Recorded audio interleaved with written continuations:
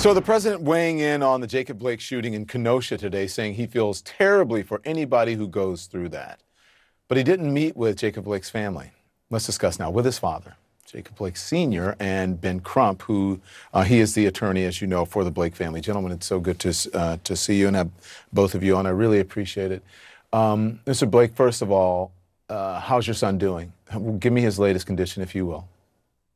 Right now, he's still heavily sedated, but it seems like the upper body from the waist up is really trying to fight hard to stabilize. So basically, he's stabilizing from the waist up. But the fact that two of the bullets actually blew out two of his back, the one and the four in the back. Mm-hmm. So right now, he's hanging on, Don. So the president finally talked about your son.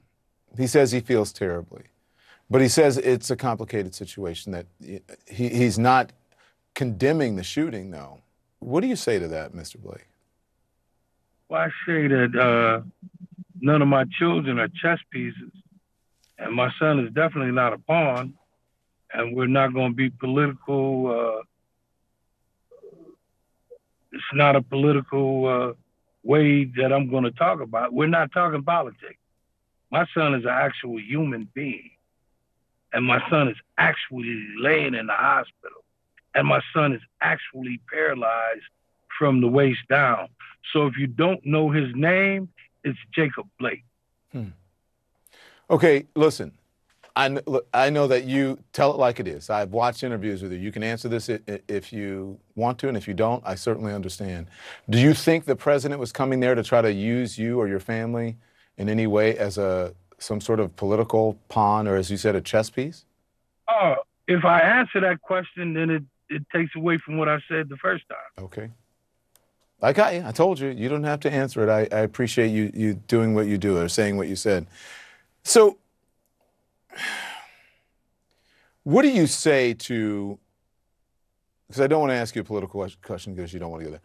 Then what do you say to the man who visited today but didn't mention your son, didn't want to be part of a phone call? My son's name is Jacob Blake. If you didn't mention it, then you don't care about him. Ben, I don't care who you are. Do you say anything to, I was just talking to Chris at the top of the show. I don't know if you saw it at the beginning of the show, and he asked me, he said, do you think Joe Biden should go there, Don? And I said, I'm torn. It's about resources or whatever. But I also said, and even beyond politics, it would be helpful for the nation, the country, to see someone who's trying to unite the country rather than divide. Do you want to talk about that at all? We need somebody talking about police reform. Some of these police need to be reformed. It needs to be reformed. If we're not talking about laws of reform, immediately reforming some of these police, then really I don't want to speak to you at all. But if you're talking about some reform, hey, you can sit down with me. We can have some coffee and tea. What you want to talk about? We're going to talk about reform and what we're going to do to reform the state of police in the United States and how we're going to connect to that white lane of justice, because we're in the black lane of justice. And if we can't get the same thing they get over there, we need to get over there. We cannot have two justice systems and one country. Ben, I want to bring you in because I am about to speak to Wisconsin Attorney General Josh Kaul. State investigators have collected 100 pieces of evidence, 28 videos. What do you think we're going to learn from all this, Mr. Crump? I think we're going to learn what we know, Don, that there is nothing that shows Jacob Blake Jr.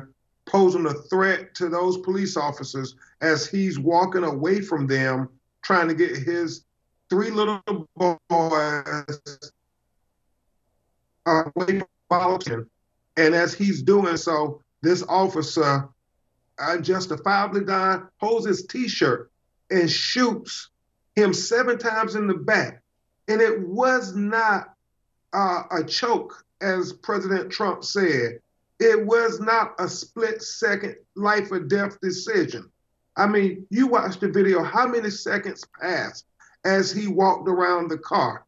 And when was it ever a life or death situation for the police to justify him shooting 7 times Jacob Blake in the back in front of his 3 little boys? We don't see it. There's no evidence to suggest it. Ben, before we go, I just have to ask you, for Jacob Blake and his family, what does justice look like? The father has just told me, Mr. Blake Sr. has just told me, reform. That's part of justice. What does justice to you look like for this family? It certainly looks like holding the officer and officers accountable who did this to Jacob. He's never going to walk again in his life. And I agree with Mr. Blake and his family. They want reform because we don't want to continue to see this happen to Black people every other week, Don Lemon. There's another hashtag that you and I are talking about, and that's why we have to have reform. So as Mr. Blake said, whoever you are, if you're a national leader, local leader, if you're calling the Blake family, you need to be talking about reform, making policy so we can prevent future Jacob Blakes from being paralyzed.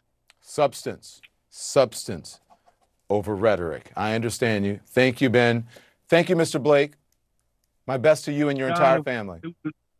It was my pleasure, brother, and I appreciate you allowing us on your show.